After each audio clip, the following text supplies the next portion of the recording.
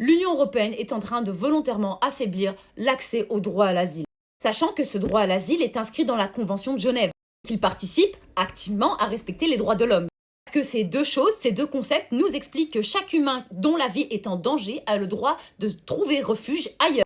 Rappelons également que le demande d'asile est encadré par la loi, c'est-à-dire que quand tu fais une demande d'asile dans un pays, tu dois la motiver, notamment en prouvant en quoi ta vie est en danger et en quoi ta vie dans ton pays d'origine n'est plus possible. Souvent, c'est des personnes qui proviennent de pays en guerre, qui sont eux-mêmes ciblées par des groupuscules terroristes, des personnes actives dans la vie politique ou médiatique de leur pays et qui sont visées, leur vie est en danger, clairement.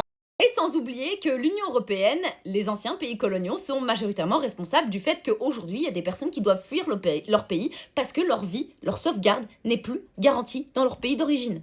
Dans ce qui va changer par rapport aux lois qui encadrent la demande d'asile, il y a également une accélération de l'étude de chaque dossier. C'est-à-dire que déjà que chaque cas est très spécifique et très complexe à traiter, ces cas vont être traités 2 fois plus vite. Et qui dit traiter 2 fois plus vite dit également bâclé, et donc rejet beaucoup plus systématique.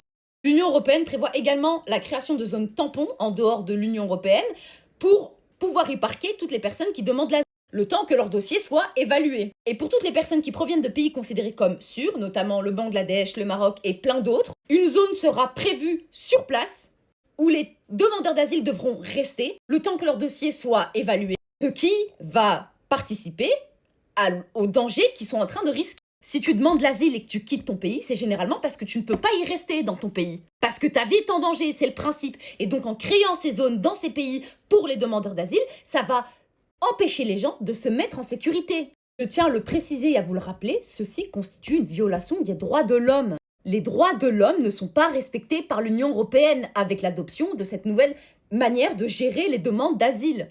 Nous qui n'arrêtons pas de nous proclamer défenseurs et créateurs des droits de l'homme et du citoyen, je trouve que quand même ça nous fait une belle jambe là.